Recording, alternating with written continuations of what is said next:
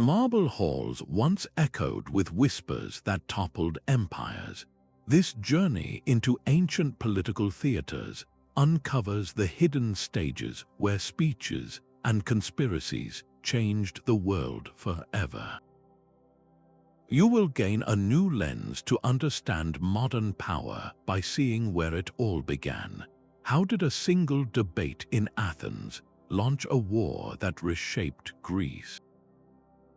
Why did Roman rulers turn their forum into a grand propaganda machine? What role did you play in these political dramas? A single vote cast on the Pnyx could send fleets to sea or determine the fate of an entire city. This was not a closed chamber for elites, but a hillside open to the sky, a radical experiment where any male citizen could stand and be heard. The very design of this space was a statement. A simple speaker's platform, the bema, faced a natural amphitheater of stone benches carved into the hill. There were no barriers, no thrones. When a man like Pericles rose to speak, he addressed his peers directly, his voice carrying over a crowd of thousands. His arguments for grand building projects like the Parthenon or for a devastating war had to be won through sheer power of persuasion. There was no political party to fall back on, only the strength of his logic and the passion of his delivery. This was the raw engine of democracy, fueled by rhetoric. Orators understood that to sway the assembly, they had to connect with the hearts and minds of the people, painting vivid pictures of future glory or warning of imminent dangers. The decision to launch the Peloponnesian War, a conflict that would cripple Athens, was made right there, born from speeches that convinced the citizens it was necessary. The legacy of those sun-baked meetings is immense. The principle that ordinary people could gather, debate, and collectively steer the course of their society was a revolutionary spark. It established the idea of civic duty and public accountability, concepts that would echo through the ages. While their democracy was limited, excluding women and slaves, the core idea was unleashed upon the world. The very notion of a public square, a place for citizens to engage in the political life of their nation, traces its roots back to that Athenian hillside. From those ancient echoes of debate, the stage of political power would soon transform, moving from the open air of a democratic hill to the magnificent, controlled plaza of an empire. But that Athenian ideal of open debate would soon be challenged by a very different model of power. Step into the Roman Forum, a sprawling plaza of marble and meaning where politics was not just debated but performed on a grand scale. This was the epicenter of an empire, a place where the scent of incense from ancient temples mixed with the murmurs of senators and the shouts of merchants. Unlike the singular focus of the Athenian Pnyx, the Forum was a multi-purpose stage. Here, the lines between religion, commerce, justice, and statecraft blurred, all orchestrated to project an image of Roman order and authority. Orators did not speak from a simple stone platform. They ascended the rostra, a grand speaker's platform adorned with the bronze beaks of captured enemy ships, a constant, visceral reminder of Rome's military might. When a politician stood there, his words were backed by the visible power of the state. This was the stage for figures like Cicero, whose eloquent pleas for the dying republic echoed between the basilicas.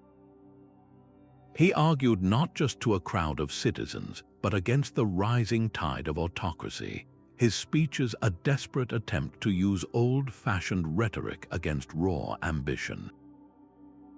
Yet the Forum's true power lay in its spectacle. Triumphal processions marched through its sacred space, displaying spoils of war and conquered kings to the populace. These were not merely celebrations, they were calculated acts of propaganda, reinforcing the emperor's divine right to rule and the hierarchy that held society together. The aftermath of Julius Caesar's assassination unfolded right here, a pivotal moment that laid bare the Forum's role as a political battleground.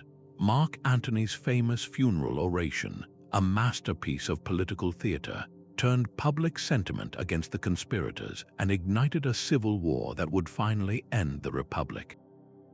The Forum was a machine for managing public opinion, its very architecture and rituals designed to persuade and control. Can you see the echoes of this today, in the grand ceremonies of state or the way modern media shapes our political narratives? The tradition of using space and spectacle to build support stretches in an unbroken line from those marble ruins to our own town squares and television screens. And just as Rome used drama in its political life, the ancient Greeks explored the very nature of power in a more intimate setting, the theater. Yet the political drama of ancient Greece was not confined to the open-air assembly. It also unfolded under the arched stage of the theater, where stone seats carved into hillsides held thousands of citizens. In these vast amphitheaters, the plays of Aeschylus and Aristophanes were far more than simple entertainment. They were sharp, public critiques of leaders and policies, a powerful fusion of art and activism performed before the entire city. When Aeschylus staged the Persians just a few years after the actual war, he was not recounting ancient history. He was holding a mirror up to his fellow Athenians, forcing them to reflect on the costs of victory and the nature of their own power. The audience did not just watch a story, they engaged in a collective dialogue about justice, the folly of tyranny, and the trauma of war. This was possible because of the theater's very design. The brilliant acoustics ensured that every word, every whispered lament or thundering condemnation could be heard by even the farthest spectator. The seating arrangement, tiered in a sweeping semicircle, meant everyone had a clear view. There were no privileged sightlines, creating a shared experience that mirrored the democratic ideal. Every citizen, from the general to the potter, witnessed the same performance and absorbed its political message simultaneously. A comedian like Aristophanes became a fearless satirist, using laughter to skewer warmongering politicians and corrupt demagogues by name, holding them accountable in the most public forum imaginable. Can you see the same forces at work today? Our blockbuster films, hit television series, and viral comedy sketches often serve a similar purpose, shaping our political attitudes and challenging societal values through narrative. The ancient amphitheater was the precursor to our modern town halls and political rallies, a space where art could directly influence the civic conversation. And just as Greek playwrights used their stages to process the politics of their day, another ancient civilization perfected the theater of diplomacy within the grandest halls ever built. While Greek playwrights debated power in the open air and Roman orators performed in their forum, another empire perfected the art of political theater on an even grander scale. In the heart of Persepolis stood the Apadana, a hall of 100 columns commissioned by King Darius I. This was not merely a royal residence, it was the nerve center of a vast empire, a stage meticulously designed for one primary purpose, the performance of power.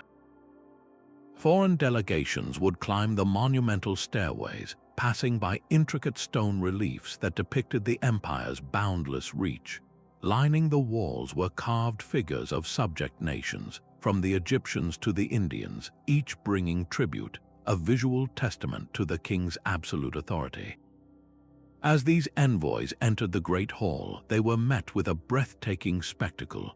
The towering columns, the glint of gold, the sheer scale of the space, all were calculated to inspire a sense of awe and submission. The king, elevated and surrounded by his court, was a distant, almost divine figure. The political drama here was not a debate, it was a carefully choreographed ritual of submission and allegiance. Delegations would present lavish gifts, from ivory to exotic animals, in a grand ceremony of gift exchange that was far more than simple diplomacy. These were acts of political theater that cemented alliances and reinforced the hierarchy of the empire. The acceptance of a gift symbolized the king's favor and the giver's place within the imperial order. Can you see the blueprint for modern state visits and international summits in these ancient ceremonies? The red carpets, the orchestrated photo opportunities, the exchange of diplomatic gifts, all serve the same fundamental purpose as they did in the Apadana: to project strength, build alliances, and communicate a nation's position on the world stage without uttering a single word of policy.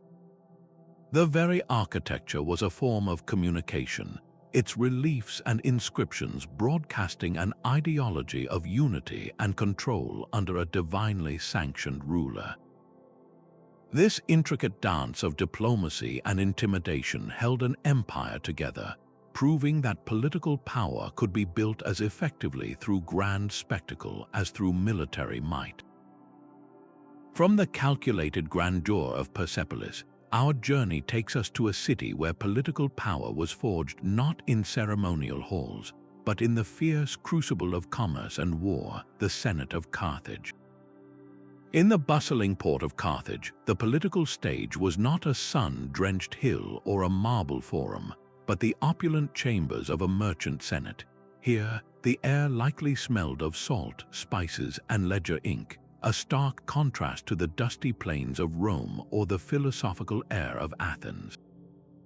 This was a government run by commercial magnates and ship owners, an oligarchy where political power was intrinsically tied to economic ambition. Their debates centered on tariffs, trade routes, and naval supremacy, with every decision weighed against its potential for profit or loss. This relentless focus on wealth accumulation and maritime dominance inevitably put them on a collision course with another rising power, Rome, setting the stage for the devastating Punic Wars. Within the Senate's walls, powerful factions vied for control. The most famous of these was the Barcid family, led by the formidable Hamilcar Barca and later his son Hannibal. Their expansionist agenda, pushing into Spain to secure silver mines and a new base of power, was not just a military strategy, it was a corporate takeover on a continental scale. This faction often clashed with more conservative senators who preferred to protect existing trade networks rather than risk open war. The Senate's primary role was to manage this delicate balance, overseeing a vast network of colonies that served as trading posts and negotiating complex treaties that were essentially business contracts between empires. Their entire political identity was forged not by ideals of civic virtue, but by the practical demands of commerce and survival. Can you see the ghost of Carthage in the boardrooms of today? Modern multinational corporations and powerful trade organizations often operate with a similar blend of business and governance, influencing state policy, managing vast international networks, and prioritizing economic interests that can reshape global alliances. The Carthaginian model demonstrates that political power can be as effectively wielded through control of capital and trade routes as through military legions or democratic votes. Yet this singular focus on commercial and imperial ambition ultimately proved to be a fatal weakness, leading to a rivalry that consumed them. From the ashes of this mercantile empire, the torch of political thought passed to a different kind of stage, one of parchment and ideas, in the legendary libraries of Alexandria. While the Carthaginian Senate debated commerce and war, a different kind of power was being cultivated across the Mediterranean, one built not on silver or soldiers but on scrolls. The Great Library of Alexandria was the intellectual crown jewel of the Ptolemaic dynasty, a vast repository of knowledge that became a formidable instrument of state. This was not a quiet, isolated sanctuary for scholars. It was a bustling, state-funded hub where the brightest minds from across the known world were gathered with a clear political purpose. By amassing every text they could acquire, the Ptolemies were not merely hoarding knowledge, they were centralizing it, creating a monopoly on wisdom that legitimized their rule and projected an image of unparalleled cultural supremacy. Think of a modern superpower investing billions in its premier universities and research institutes, not purely for enlightenment, but to attract global talent, drive technological advancement, and solidify its international standing. That was the Library of Alexandria on a monumental scale. The scholars who worked there were often deeply embedded in the machinery of government. Eratosthenes, the man who calculated the Earth's circumference with astonishing accuracy, also served as the royal tutor and advised on administrative reforms. His geographical research directly informed trade routes and economic policy, while his work on chronology standardized royal records. The line between academia and politics was intentionally blurred.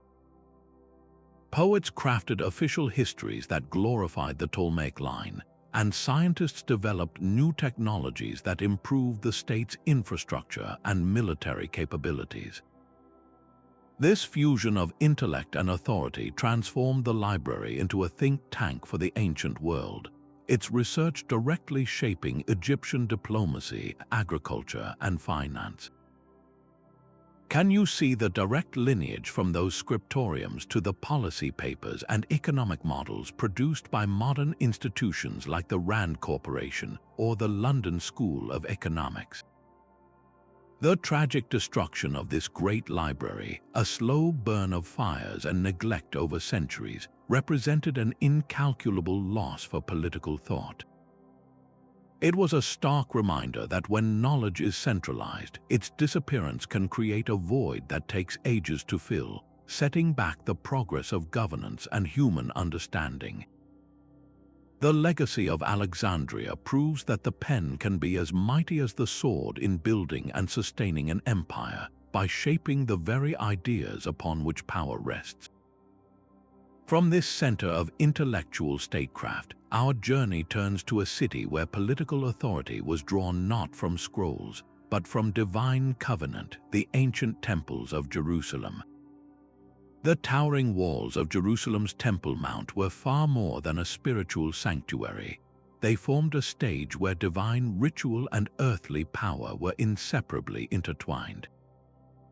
Here, every sacrifice and ceremony was a potent political act, a public declaration of who held the right to rule Judea.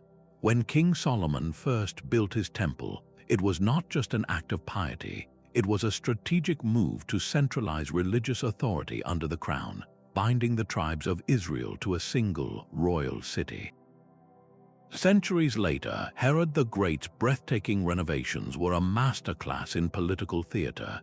He expanded the complex into one of the largest sacred sites in the ancient world, not simply to win favor with his Jewish subjects, but to project an image of his dynasty's strength and piety to both Rome and the local population. This was nation building in stone and mortar, a physical assertion of legitimacy for a king installed by a foreign empire. Control of this space meant everything. The Maccabean revolt was not merely a religious uprising. It was a bloody political war ignited when the Seleucid king desecrated the temple, an act that struck at the very heart of Jewish identity and sovereignty. The priests who managed the temple's daily operations were not just clerics, they were power brokers controlling vast wealth and influencing the masses. Their endorsement could make or break a ruler. This constant tension between the altar and the throne defined Judean politics. Can you see the same dynamics in sacred spaces today, where control over a mosque, a church, or a temple can ignite protests or legitimize a government? The political power of a holy site remains undiminished. This struggle for control came to a head under Roman occupation. The Roman governors understood that the temple was the epicenter of potential rebellion. They kept the high priest's ceremonial robes under lock and key, releasing them only for major festivals, a symbolic demonstration of who truly held the reins of power. Jewish prophets and zealots, in turn, used the temple's sacred aura to mobilize resistance, framing their political fight as a divine mandate. The ultimate catastrophe, the temple's destruction by Roman legions in 70 CE, was more than a military victory. It was a deliberate act of political annihilation, an attempt to erase the core of a nation's identity. The echoes of those ancient power struggles still resonate in the modern geopolitics of Jerusalem, where a single stone in that wall can trigger international crises. Just as the Temple Mount fused faith and governance, another ancient society placed the concept of justice at the very center of its political identity. In Athens, the law courts were a theater of a different sort, where the fate of citizens and the health of the democracy were decided by their peers. Just a short walk from the speaker's platform on the Pnyx, another form of democratic drama unfolded daily. The Athenian law courts were a theater of justice, where every citizen could find themselves playing a lead role. In the bustling agora, hundreds, sometimes thousands, of ordinary men gathered to serve as jurors in popular courts like the Heliaia. There were no professional judges. The fate of an accused general, a challenged law, or a simple property dispute rested entirely in the hands of a majority vote from this massive jury. This was justice as political theater, a direct extension of the democratic principle that the people were the ultimate authority, not just in making laws, but in interpreting and enforcing them. The procedures were designed to prevent corruption and ensure a fair hearing. Jurors were selected by a complex lottery system, and trials were typically concluded in a single day. Each side was given a strict, equal amount of time to present their case, measured by a water clock. There were no lawyers as we know them. Litigants pleaded their own cases, and they quickly learned that dry legal arguments were rarely enough. To sway hundreds of your peers, you needed a compelling story, a performance that blended logic with powerful emotional appeals. They would bring their weeping families before the jury, invoke the gods, and paint their opponents as threats to the very city itself. The goal was not merely to prove a point of law, but to win the hearts of the community. This system made every trial a public lesson in civic values. A case about a broken contract could become a debate on the nature of honesty. A prosecution for military incompetence was a direct check on the power of elected officials. The most famous example, the trial of the philosopher Socrates, perfectly captures the tension this system could create. He was accused of impiety and corrupting the youth, charges that were deeply political. His refusal to bow to the court's expectations, his defiant use of logic instead of emotional pleading, was seen as a challenge to the democracy itself. His subsequent conviction and death sentence highlighted a fundamental conflict between individual conscience and the will of the majority, a dilemma that continues to echo in courtrooms today. Can you see the DNA of these ancient proceedings in our modern jury system? The idea that ordinary people, not a remote elite, should judge their peers remains a cornerstone of justice in many nations. High-profile televised trials that captivate the public are the direct descendants of these Athenian spectacles, where the court of public opinion and the court of law were one and the same.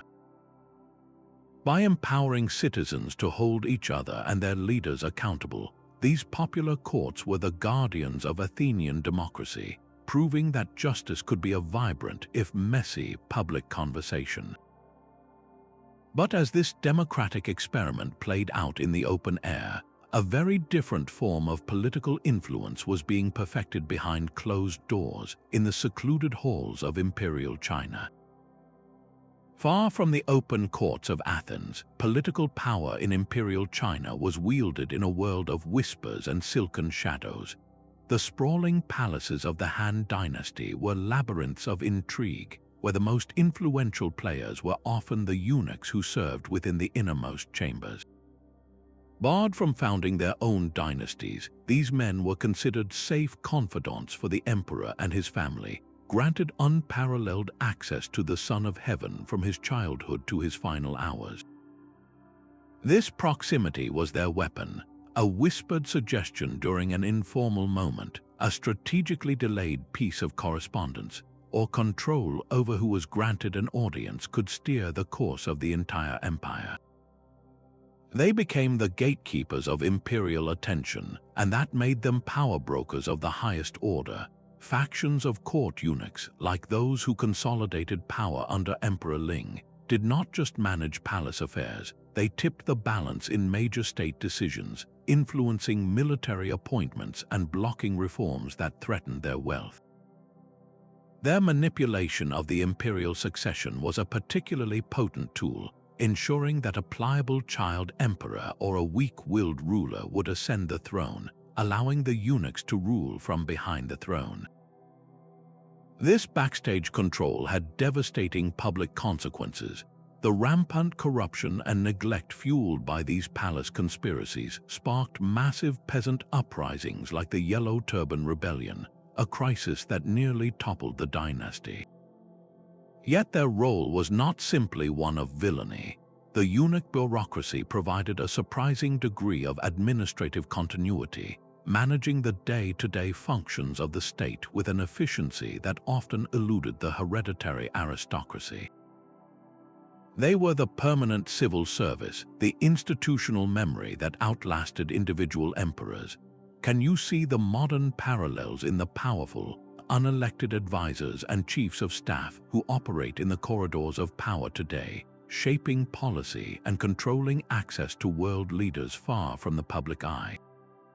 The legacy of the Han eunuchs is a stark lesson in how political influence, when divorced from public accountability, can fester in the shadows of any system, steering nations through whispers and secret alliances. From these cloistered halls of imperial conspiracy, we travel to a world of starkly different political ideals, to the open fields where Viking free men gathered to decide their own fate. Far to the north, beneath vast, open skies, free Norse men and women gathered on a windswept rocky plain. This was the Thing, an assembly where the political drama of the Viking world played out not in secret chambers, but in the clear light of day. At the Althing in Iceland, founded around the year 930, chieftains and commoners met for 2 weeks each summer to debate laws, settle blood feuds, and shape the destiny of their community. This was not a democracy as Athens knew it, but a form of grassroots governance built on consensus and a deep respect for legal tradition. The law itself was a living entity, recited aloud from memory by the law speaker, a respected elder who held the entire legal code in his mind. His annual recitation was the bedrock of society, a performance that ensured every free person knew the rules that bound them together. The physical space of the Thing was deliberately chosen for its accessibility and neutrality, often a natural amphitheater where voices could carry. Here, the authority of a local chieftain was checked by the collective will of the people. A leader could not simply command, he had to persuade. Dramatic trials recounted in the sagas saw fortunes won and lost, with outcomes ranging from hefty fines to full outlawry, a sentence of exile that was often a death sentence.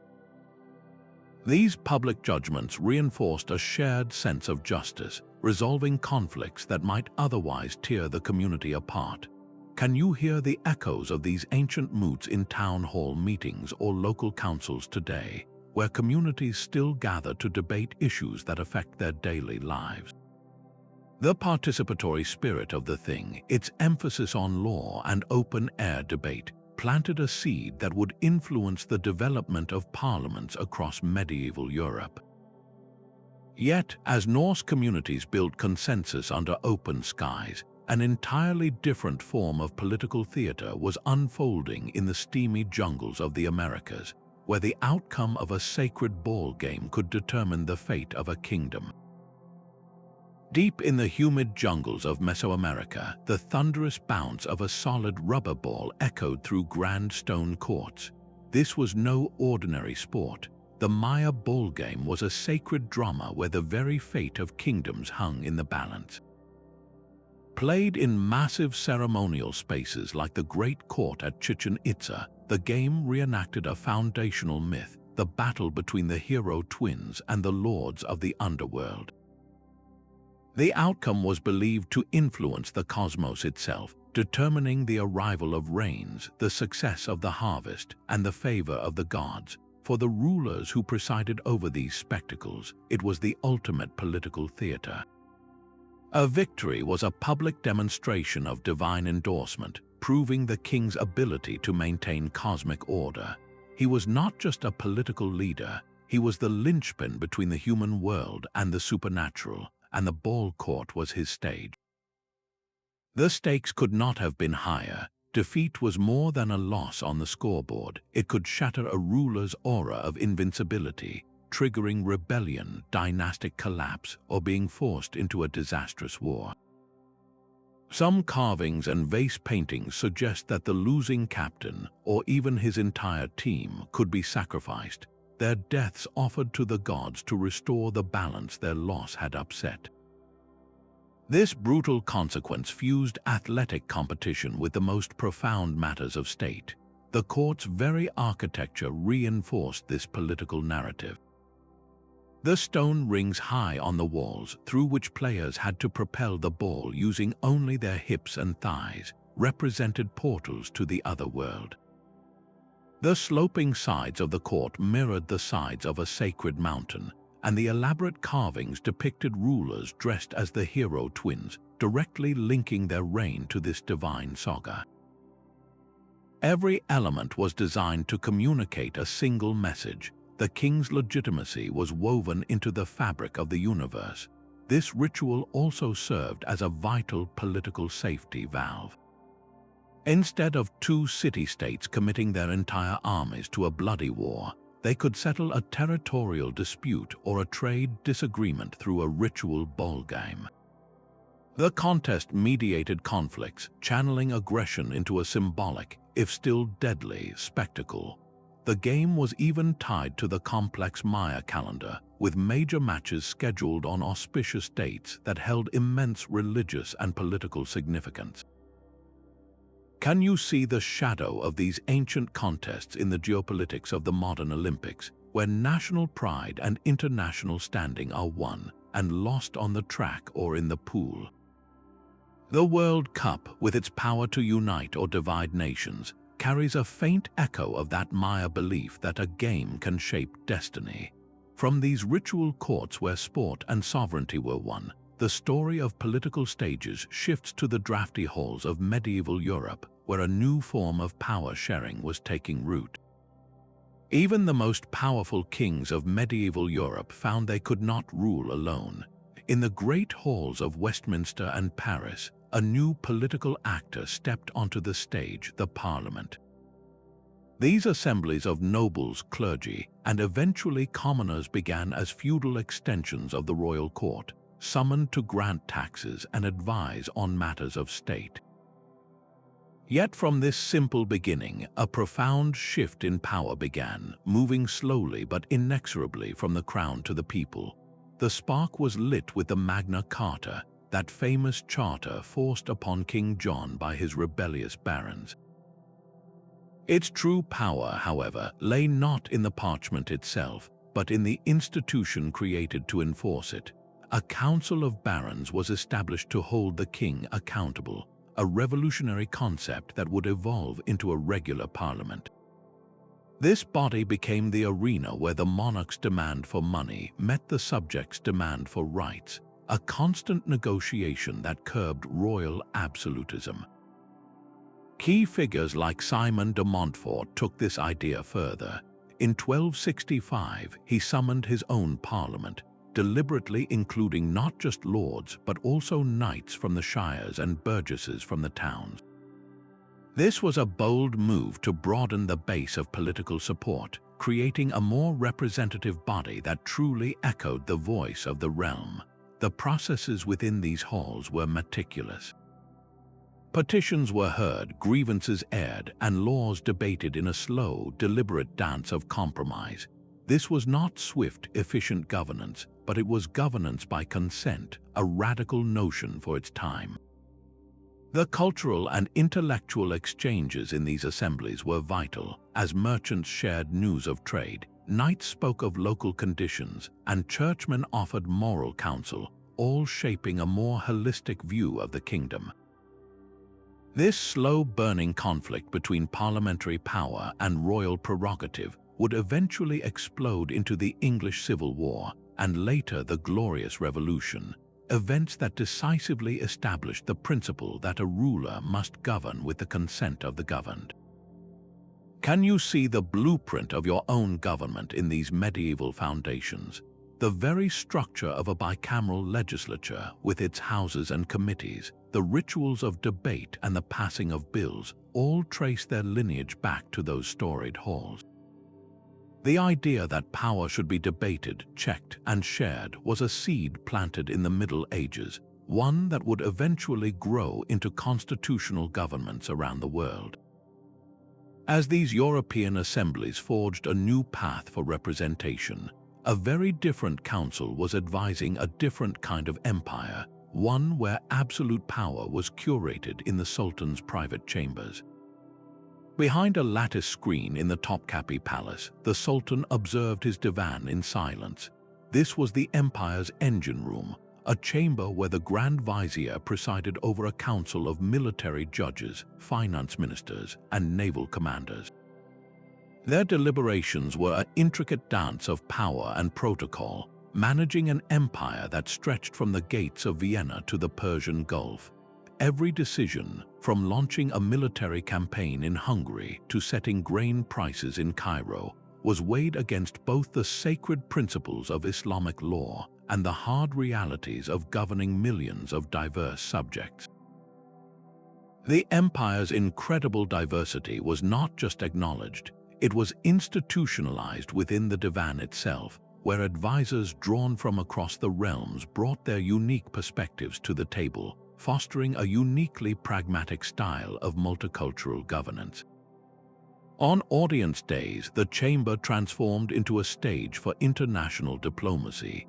Ambassadors from Venice, France, and the Safavid Empire would be led through a carefully choreographed series of courtyards and ceremonies, each step designed to impress upon them the Ottoman Empire's immense wealth and unshakable power. The lavish gifts they presented were more than tributes, they were diplomatic tools, accepted or rejected based on complex calculations of alliance and ambition. Yet beneath this orderly surface, fierce factions constantly vied for influence. The Sultan's silent presence behind the screen was a constant reminder that ultimate authority rested with him, and the whispered counsel of a favorite courtier or a powerful harem official could often sway his final decision more effectively than any argument made in the open council. This system of decentralized administration allowed the empire to manage its vast territories with surprising flexibility, with provincial governors enacting policies tailored to local customs, all while ensuring the lucrative trade routes linking Europe to Asia remained firmly under Ottoman control. Can you see the ghost of the Divan in the cabinet meetings and national security councils of today, where leaders still grapple with balancing tradition against pragmatic needs, and where ceremony still plays a vital role in international statecraft? The slow decline of the Divan's power in the face of modernizing reforms marked the end of an era, but its legacy is a masterclass in governing a vast, multi-ethnic empire. While the Ottomans managed their realm through council and ceremony, another empire on the other side of the world used vast public plazas to weave a tapestry of unity from 1,000 disparate threads. High on an Andean mountaintop, the stone terraces of Machu Picchu frame a vast, empty plaza. This silence is deceptive, for these open spaces were once the beating heart of an empire, stages for a political drama of breathtaking scale and sophistication. Inca emperors understood that to bind together a realm of rugged mountains and diverse cultures, they needed more than roads and soldiers. They needed a shared experience. In the central plazas of Cusco and other administrative centers, they orchestrated grand festivals like the Inti Raymi, a magnificent celebration of the sun god. The Sapa Inca, draped in gold and flanked by his nobles, would preside over these spectacles, his very presence a living testament to his divine lineage. This was not mere pageantry, it was a powerful tool of statecraft. By distributing chicha beer, llama meat, and coca leaves to the masses during these events, the state physically demonstrated its role as a provider, reinforcing a social hierarchy that stretched from the god-king down to the common farmer. Conquered peoples were deliberately integrated into these rituals, their local deities incorporated into the Inca pantheon in a strategic move that said, "You are part of us now." The plazas themselves were designed as instruments of this cosmic order. Their precise alignments captured the sun's rays on solstices, turning architecture into a calendar and a prophecy, proving the emperor's sacred connection to the heavens. And overseeing it all were the Quipucamayocs, the keepers of the quipu. These intricate knotted cords were not primitive strings, they were a complex, three-dimensional filing system. With these, administrators could track the empire's wealth, from storehouse inventories to the labor owed by every household without writing a single word. This record-keeping enabled the mita system, a rotational labor tax that was the engine of the empire. Through this system, millions of subjects contributed a portion of their year to state projects, building the very terraces, roads, and temples that defined Inca power. It was a reciprocal obligation, a bond between the state and its people cemented not by coins, but by collective work. Can you see the modern parallels in our own national holidays, where shared ceremonies and symbols forge a common identity, or in large-scale public works programs that employ citizens while building national infrastructure? The Spanish conquest shattered this intricate system, dismantling the festivals, banning the rituals, and melting down the gold that was its divine symbol. Yet the political genius of uniting a people through shared space and collective effort remains a powerful force. Just as the Inca used plazas and quippus to govern a mountain empire, other civilizations relied on a different, more fleeting medium to preserve their political order, the spoken word. Across the savannas and forests of Africa, royal courts became living libraries where professional historians, known as griots, held the power of the past in their memories. A royal court in West Africa thrived not just on soldiers and gold, but on the resonant power of a single voice. These were the domains of the griot, a master historian and musician whose memory held the very soul of the kingdom. To be a griot was not a choice but a destiny, born into a hereditary caste and trained from childhood in the epic poems, genealogies, and legal precedents that defined their society. Their minds became living archives, capable of reciting the lineage of a king for dozens of generations, or recalling the exact terms of a peace treaty forged a century before.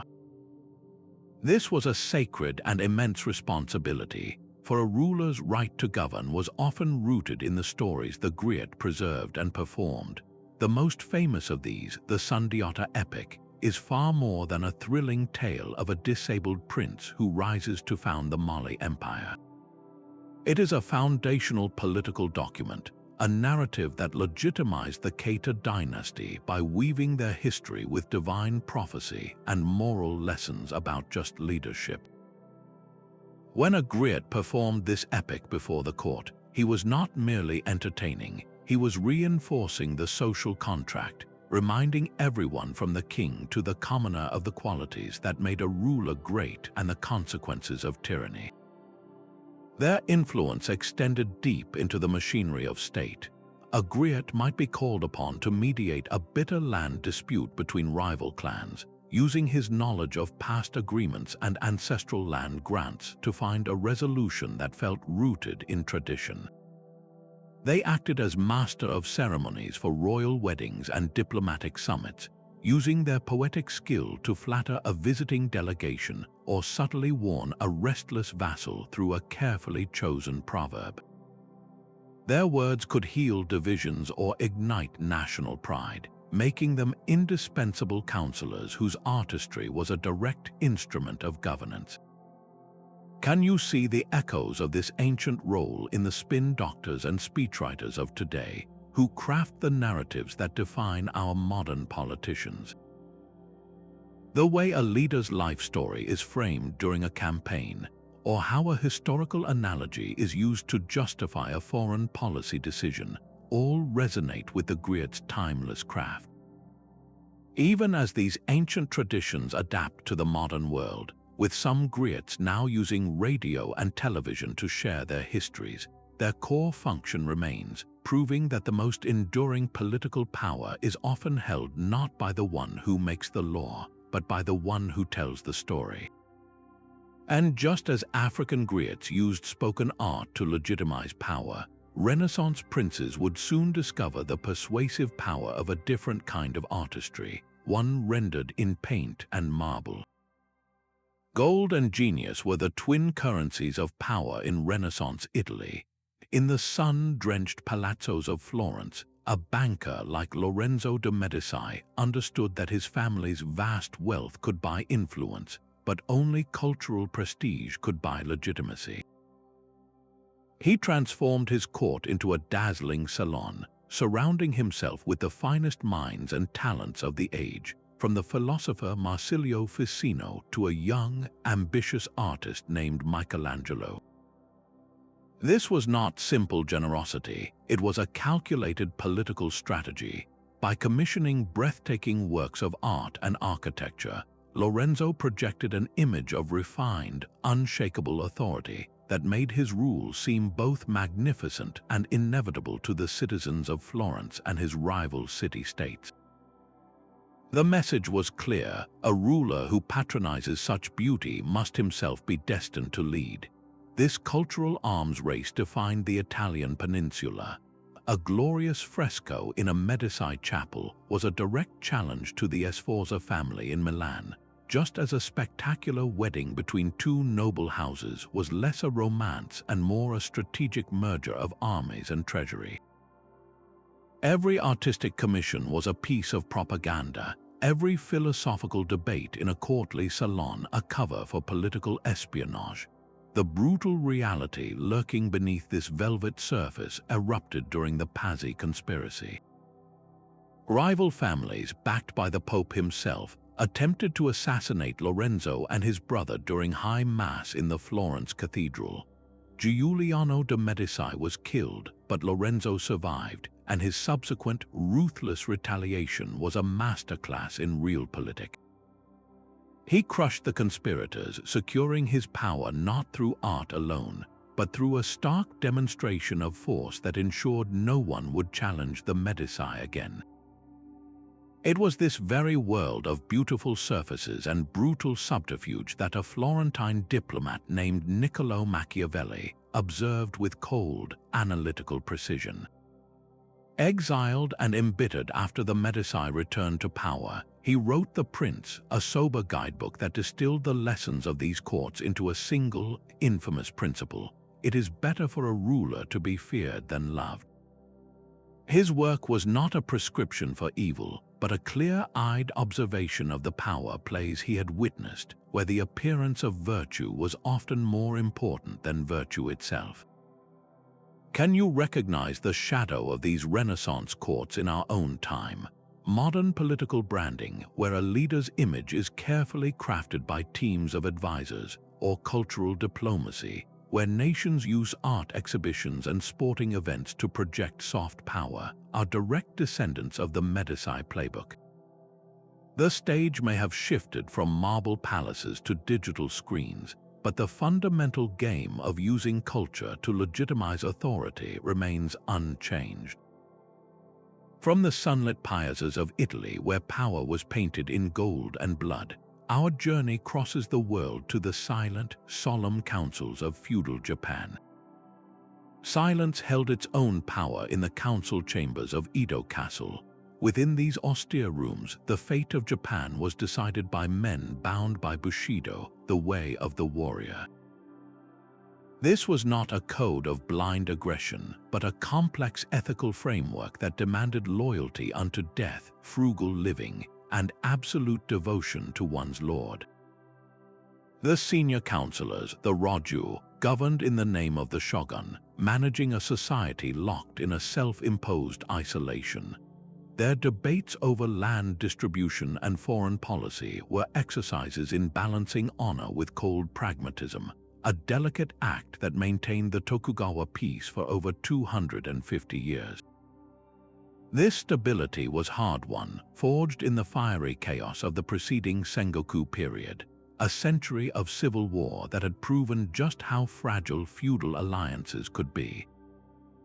The memory of that chaos informed every decision, every effort to maintain a rigid social order where everyone knew their place, from the samurai at the top to the merchant and farmer below. Can you sense the immense pressure that such a system created, where personal honor was inextricably linked to political function? Rituals were the glue that held this structure together. The tea ceremony was not merely an art form, but a disciplined practice in mindfulness and humility, reinforcing the values expected of the ruling class. And the ever-present threat of seppuku, ritual suicide, was the ultimate enforcement mechanism. For a samurai, a dishonorable failure in duty could only be cleansed through this final, painful act, a powerful disincentive that maintained discipline and social control. But beneath this surface of absolute order, shadows moved. The need for intelligence in such a rigid hierarchy gave rise to the shinobi, what we often call ninja. These were not the superhuman figures of legend, but highly trained agents of espionage, used by rival lords to gather secrets, sow discord, and sometimes carry out assassinations that could not be accomplished through honorable means. Their existence was the dark, necessary counterpart to the Bushido Code, a testament to the fact that even the most honorable systems rely on unseen, pragmatic actions to survive. This entire intricate world was ultimately dismantled from within. The arrival of American Commodore Perry's black ships in the 1850s shattered Japan's isolation, exposing the technological gap between the shogunate and the West. The subsequent Meiji Restoration was a revolution led by lower-ranking samurai who recognized that for Japan to survive, the old feudal system had to be overthrown. The emperor was restored to power, the samurai class was dissolved, and the nation embarked on a frantic rush to modernize. Can you see the echoes of Bushido's disciplined hierarchy in the corporate loyalty and rigorous training of modern Japanese companies, or in the chain of command of any modern military? The expectation of devotion to the group and the importance of saving face carry a faint but unmistakable resonance of the samurai's code. From the disciplined silence of Edo's councils, we travel to a world where governance was not dictated from a castle, but built from the ground up within the communal longhouses of North America.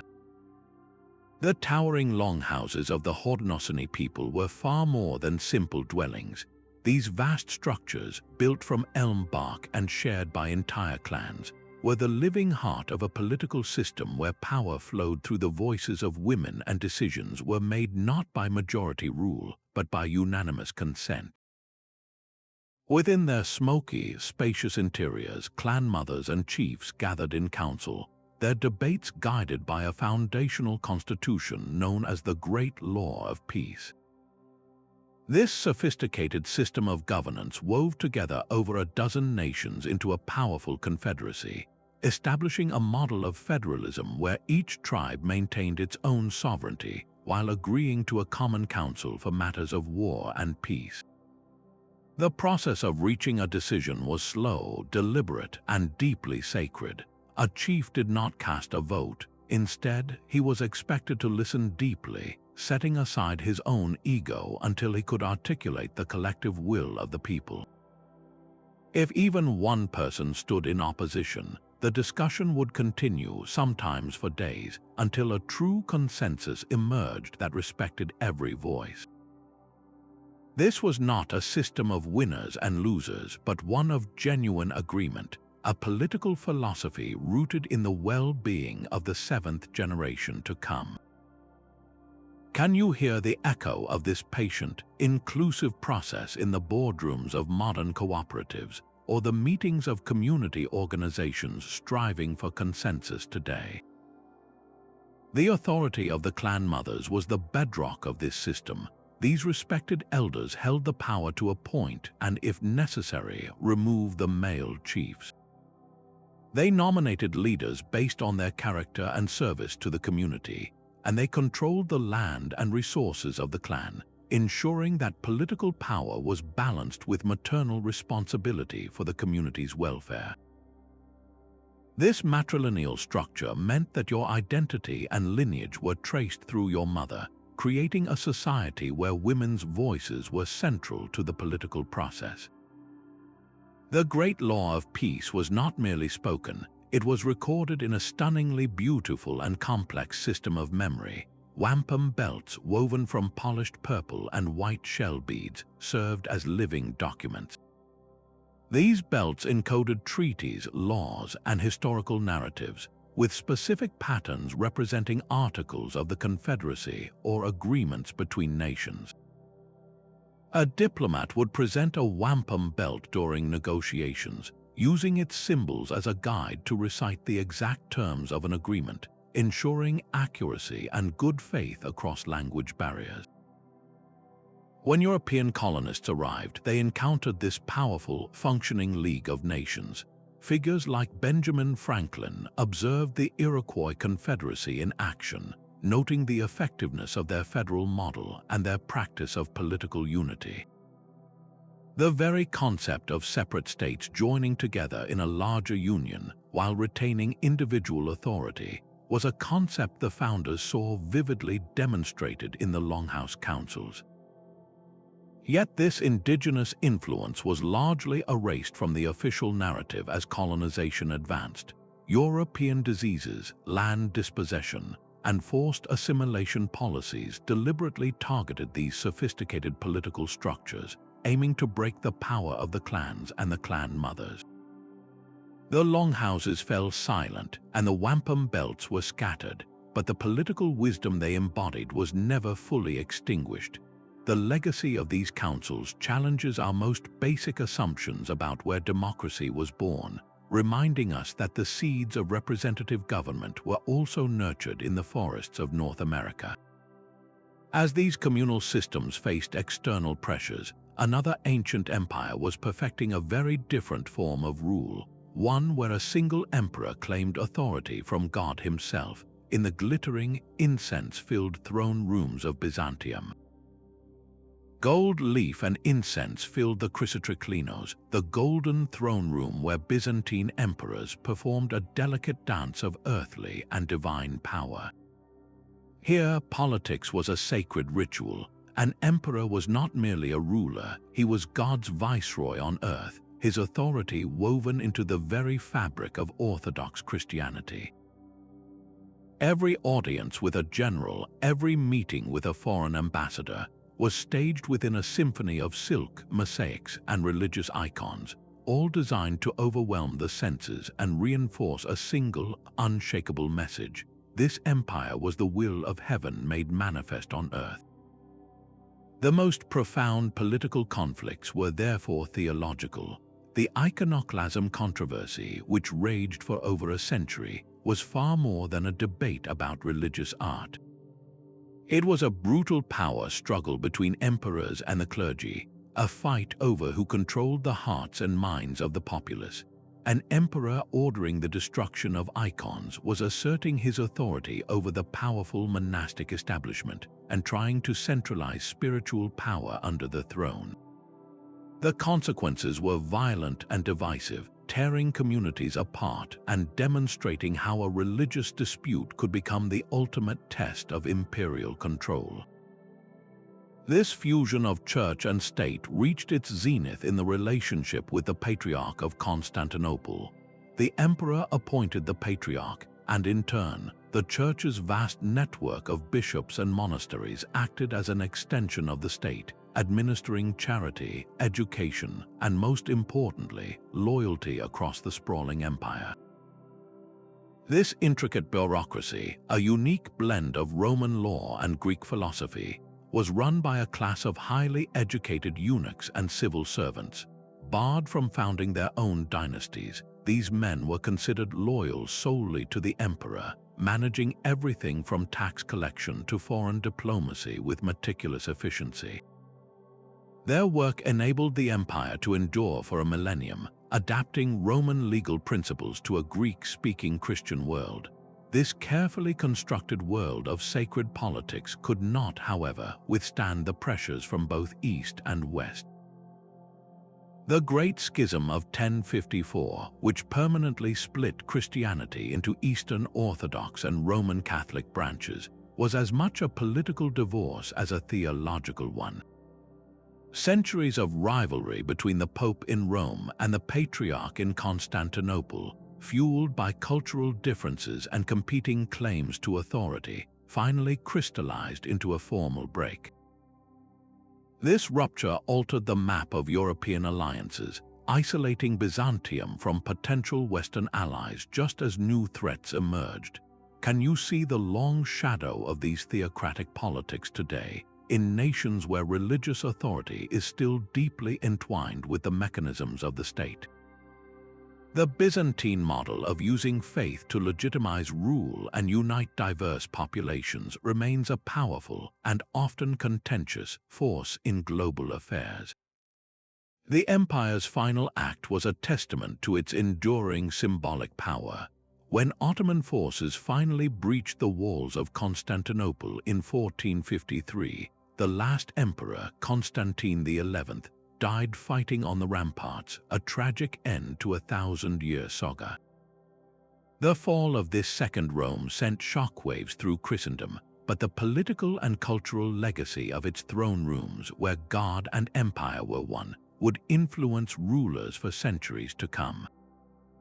From this bastion of orthodox power, the story of political theaters shifts east to the scented courts of the Mughal emperors, where a different kind of divine right was on magnificent display. The scent of rosewater and the gleam of polished marble filled the Durbar Hall, a space where the Mughal emperor became a living icon of sovereignty. In these majestic assemblies at Agra and Delhi, rulers like Akbar transformed political administration into a breathtaking spectacle of power and inclusion. The emperor, seated atop the famed peacock throne, was the radiant center of a universe designed to awe both foreign ambassadors and his own diverse subjects.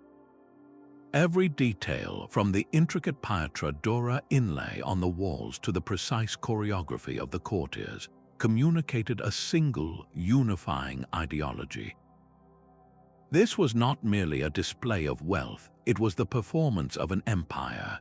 One of the most striking rituals was the ceremonial weighing of the emperor against gold, silver, and precious gems on his birthday. The collected treasure was then distributed to the poor and to court officials, a potent act of charity that reinforced the ruler's role as the fount of all prosperity and justice. This grand theater was the stage for policies of remarkable tolerance. Akbar's concept of sulh-e-kul, or universal peace, was actively promoted within these halls.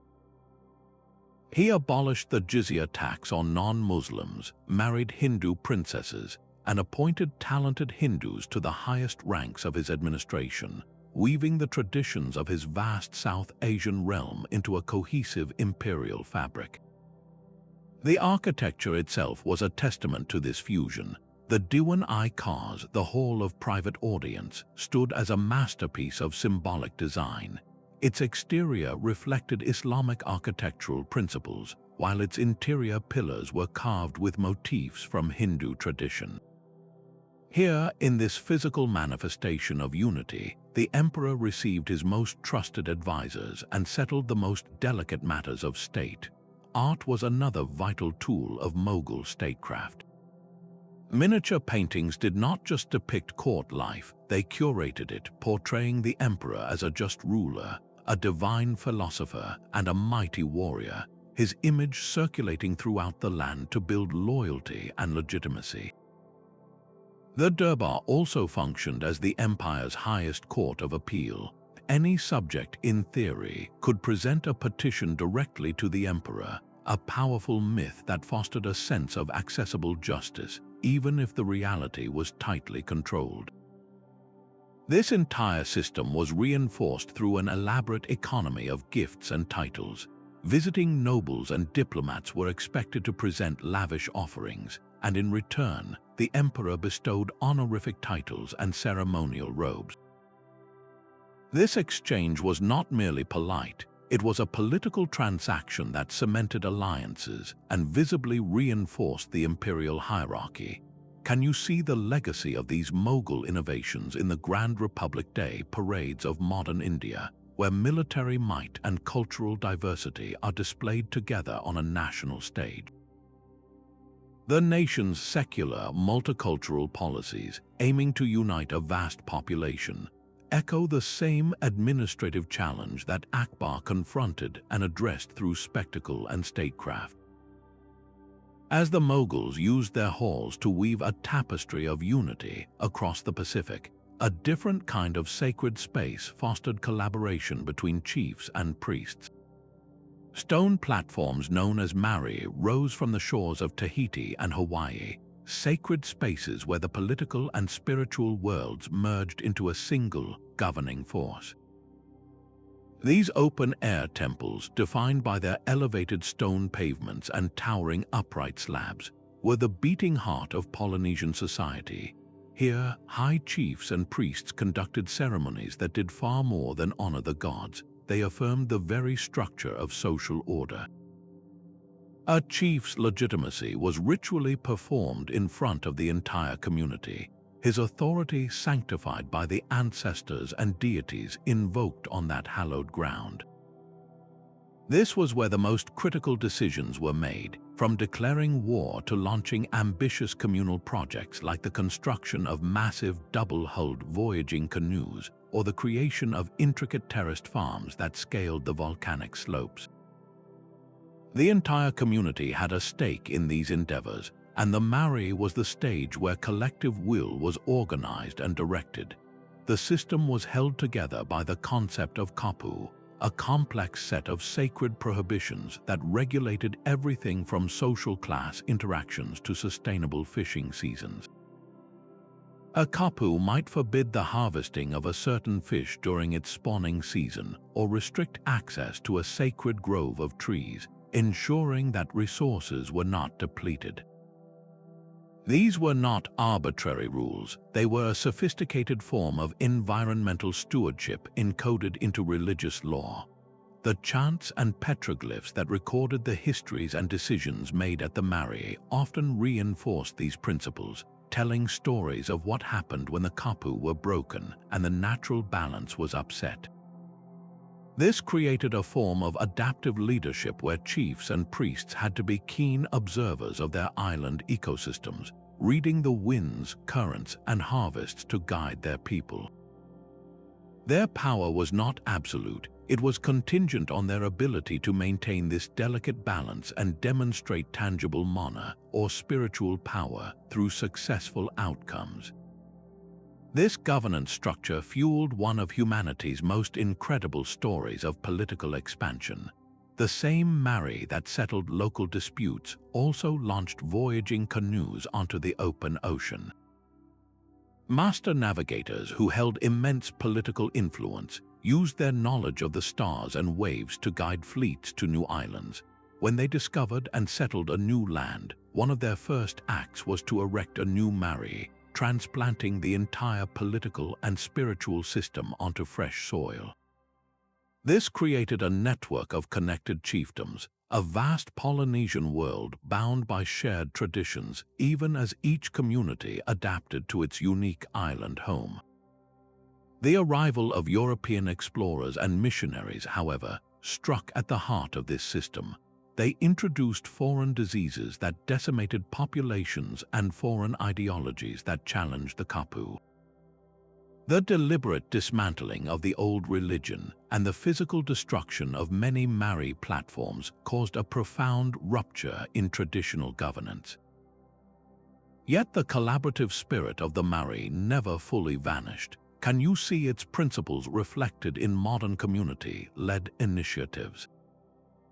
From co-managed marine protected areas in Hawaii to grassroots sustainability projects across the Pacific, there is a resurgence of this ancient model, where leadership is intertwined with environmental care and decisions are made for the collective good of the community and its resources. The mare reminds us that the most resilient forms of governance are often those that are rooted in place, responsive to the environment, and accountable to the people they serve. As these sacred spaces fostered collaborative order in the Pacific, a very different kind of gathering was taking shape in the drawing rooms of Europe, where the power of a new idea was about to set the world ablaze. The clink of porcelain cups in a Parisian drawing room masked conversations that would topple thrones. Far from the grand halls of emperors, the true engine of revolution in the 18th century was the intimate, intellectually charged space of the Enlightenment salon. Hosted by influential women like Madame de Geoffrin, these weekly gatherings deliberately blurred social lines, bringing together rising artists, fiery philosophers, and even reform-minded aristocrats under one roof. In this new kind of political theater, the stage was a velvet settee, and the players debated the most dangerous ideas of the age: liberty, reason, and the inherent rights of man. Here, the wit of Voltaire could spar with the passionate theories of Rousseau, their critiques of absolute monarchy spreading not through public decrees, but through private, persuasive dialogue. The genius of the saloniers lay in their curation. They managed these conversations with subtle skill, ensuring civility while pushing the boundaries of thought, and then using their vast social networks to circulate the most radical manuscripts. They connected thinkers with patrons, funded the publication of subversive texts like Diderot's Encyclopédie, and created a web of correspondence that linked reformers from Philadelphia to St. Petersburg. This was a hidden infrastructure of revolution, built on conversation and caffeine. The ideas forged in these rooms did not stay there. The concept of the social contract, debated over tea, became the philosophical bedrock for the American Declaration of Independence. The arguments against tyranny, refined in a London salon, echoed in the halls of the French National Assembly. These private discussions were a training ground for a new kind of politics, one that empowered citizens to imagine governing themselves. Can you hear the echo of these salons in the policy papers of modern think tanks, or in the sprawling digital forums where political movements are born today? The same impulse to gather, debate, and disseminate transformative ideas continues to drive political change.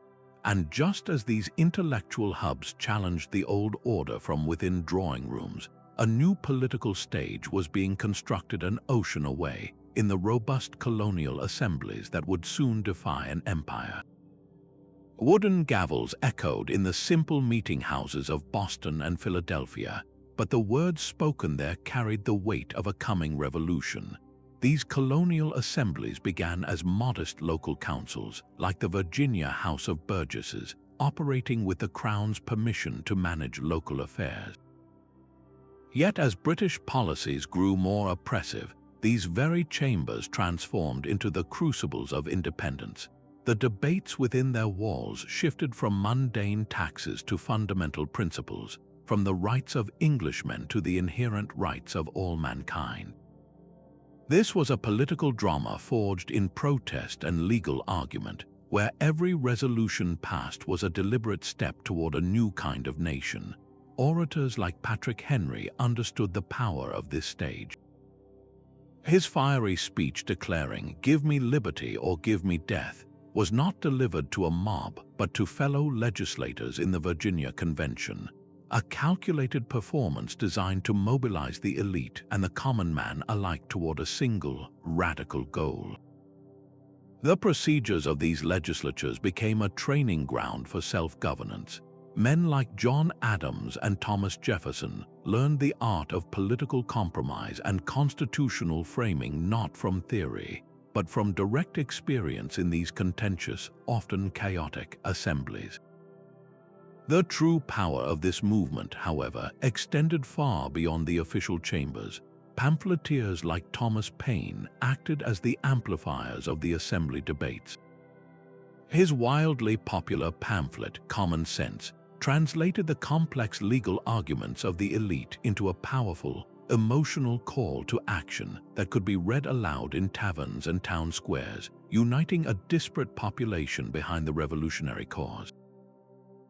This fusion of official procedure and grassroots mobilization turned protest into action, leading directly to events like the Boston Tea Party, a defiant act of civil disobedience orchestrated by men who had honed their arguments in those very meeting houses. Can you see the direct line from those colonial pamphlets to the social media campaigns and grassroots organizations of today, where political ideas are disseminated and movements are built from the ground up? The ultimate product of these assemblies was, of course, the United States Constitution itself, a document drafted by men who had spent a lifetime in legislative debate.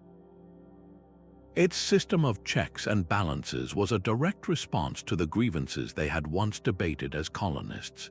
The influence of this model resonated across the globe, inspiring anti-colonial movements from Latin America to India, proving that a people could indeed gather together and forge their own destiny.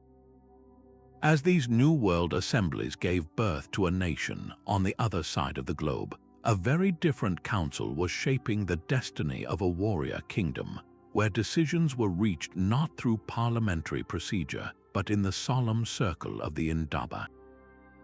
A circle of warriors and elders gathered in the royal kraal, every eye fixed on the king. The Zulu Indaba was a council of raw power and profound unity, a political theater where the fate of southern Africa was decided not in closed chambers but under the vast open sky. Here, a leader like Shaka did not merely issue commands. He listened, debated, and harnessed the collective wisdom of his Izinjuna, the trusted chiefs and military commanders who administered his growing kingdom. Their discussions were famously efficient, blending swift military planning with deep deliberation over treaties and customs. This was how a powerful state was forged, through a process that balanced the urgency of war with the enduring need for social cohesion. Rituals cemented this unity. The annual first fruits ceremony was a masterstroke of political theater. Before anyone else could taste the new harvest, the king would consume it in a public ritual, a powerful demonstration of his sacred role as the linchpin between the people, the land, and the ancestral spirits. This act reinforced royal authority not as tyranny but as a vital, life-giving force. The Indaba was the engine of the Zulu rise, the place where Shaka's innovative tactics, like the iconic buffalo horn formation, were refined and where diplomacy with neighboring chiefdoms was negotiated. Yet this very system also had to manage intense internal pressures, especially the bitter succession disputes that could tear the kingdom apart upon a king's death.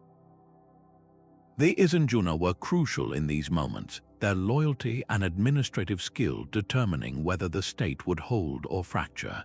This sophisticated political structure, however, met an overwhelming force.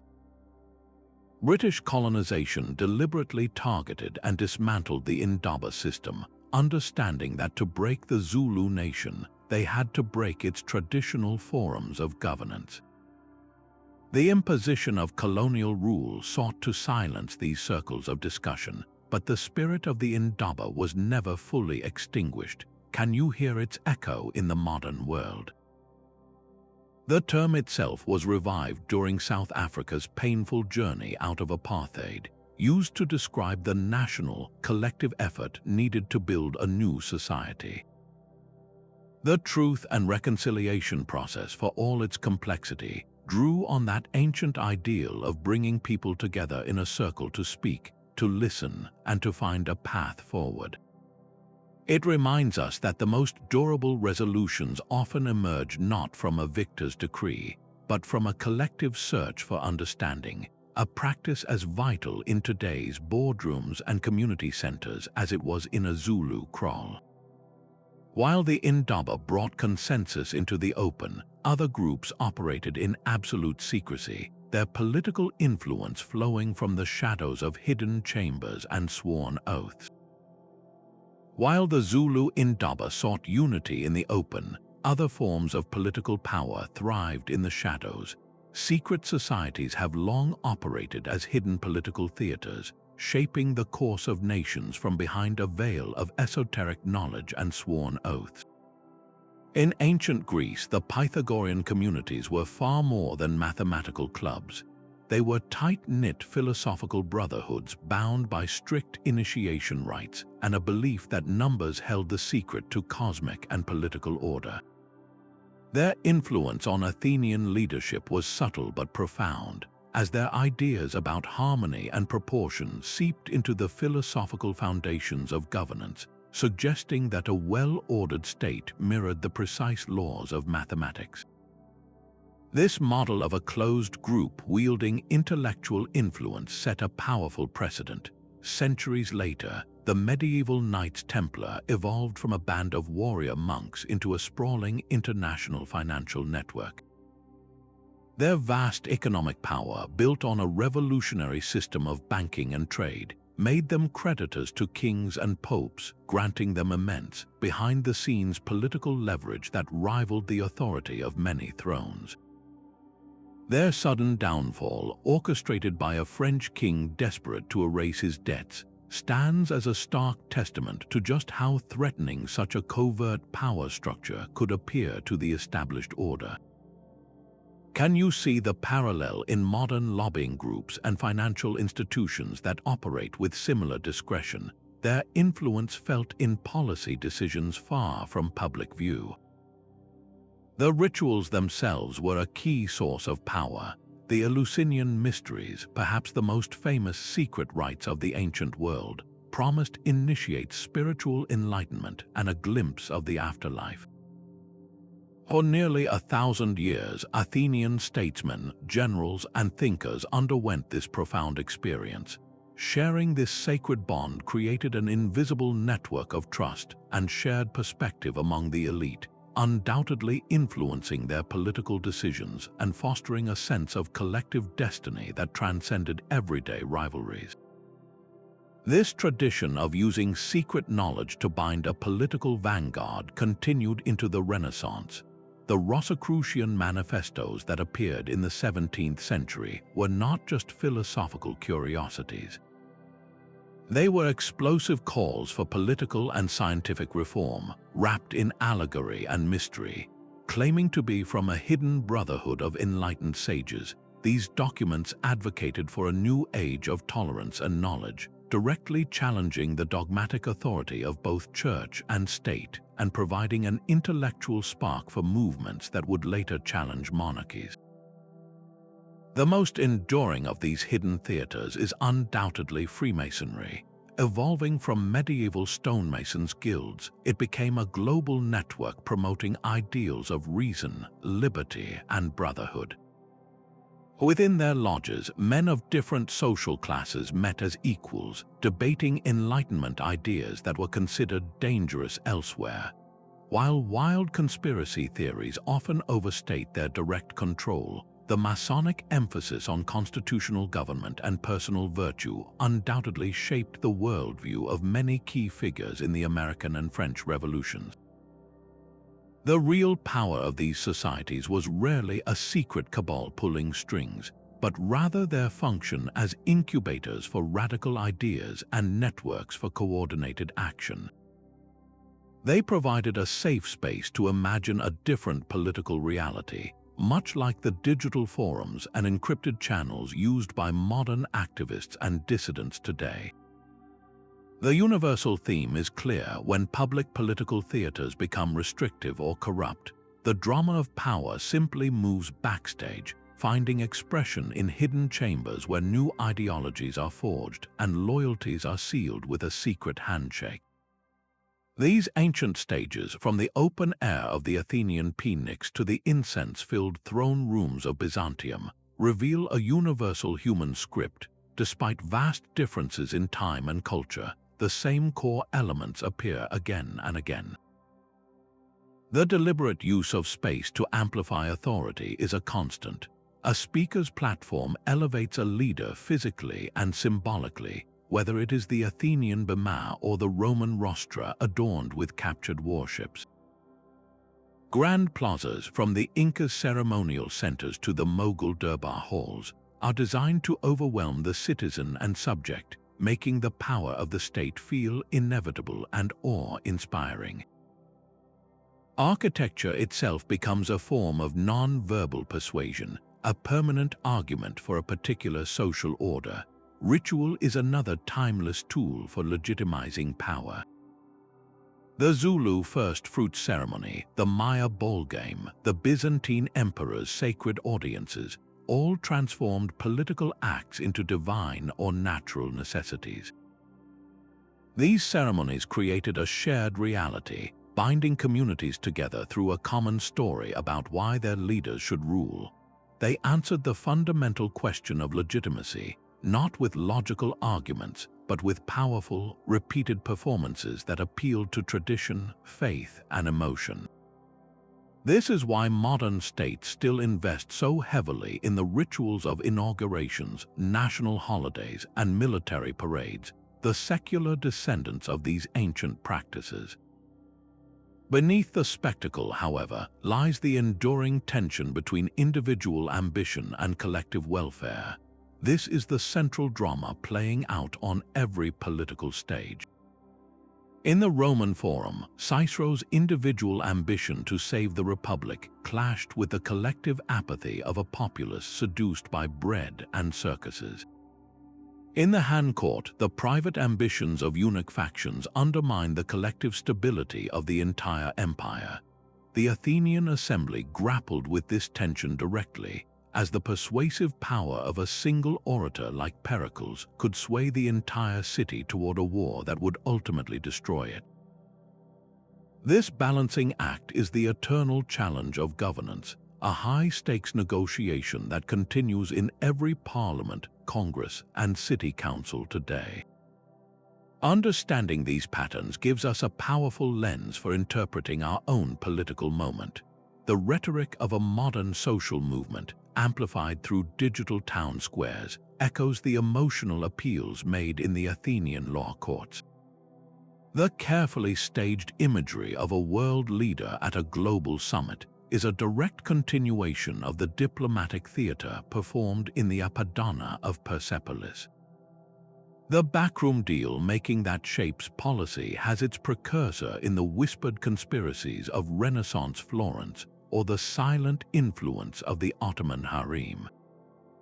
These are not new phenomena, they are ancient human strategies adapted to new technologies. So what do these historical lessons mean for our global challenges today?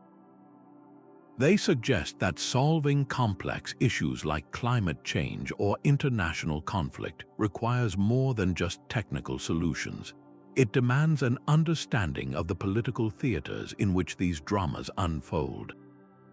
We must become savvy interpreters of the spaces, rituals, and rhetoric that shape our collective decisions.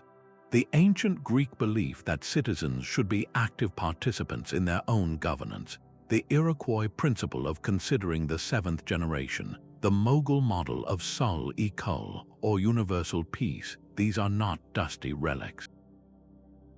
They are proven tools for fostering civic engagement, long-term thinking, and inclusive leadership. Our journey through these political theaters reveals a continuous story of human ingenuity in the art of living together. We have always built stages, from stone circles to digital platforms, to perform the delicate dance of power, to debate our values, and to imagine our collective future. The stages change, but the essential drama of human governance remains. The most hopeful lesson from these ancient echoes is that we are not passive spectators in this drama. We are the players, and by understanding the stages of the past, we are better equipped to build the stages of the future. Our journey across these ancient stages reveals a profound truth, that the spaces we build for politics shape the very nature of power itself. From the democratic shouts on the Athenian hillside to the silent, strategic councils of Edo, we have witnessed a recurring human impulse to gather, to debate, and to decide our collective fate. These were not just buildings or plazas, they were crucibles where the ideas of justice, order, and freedom were forged and tested. The radical experiment of Greek democracy, the imperial spectacle of Rome, the merchant pragmatism of Carthage, and the sacred consensus of the Iroquois longhouse, each offers a timeless lesson in the strategies of governance. They teach us that public discourse is the lifeblood of a healthy society, that institutions must be built to include diverse voices, and that the human quest for a fair and functional system is a constant, evolving drama. These ancient echoes are not locked in the past. You can walk in the footsteps of senators in the Roman Forum, stand where Griots once held a court spellbound, or trace the outlines of a Maya ball court. When you do, you carry these insights with you, seeing the modern political stage with new eyes. Which of these ancient theaters speaks most powerfully to you? Does the open assembly of the Viking thing resonate, or the intellectual ferment of the Enlightenment salon? Share your reflections in the comments below. If you have found this exploration of history's hidden levers compelling, subscribe for more journeys into the mysteries that shaped our world. Let these stories be more than a memory, let them be a lens. As you watch the political dramas of our own time unfold, remember that you are not just a spectator on these stages, you have a role to play.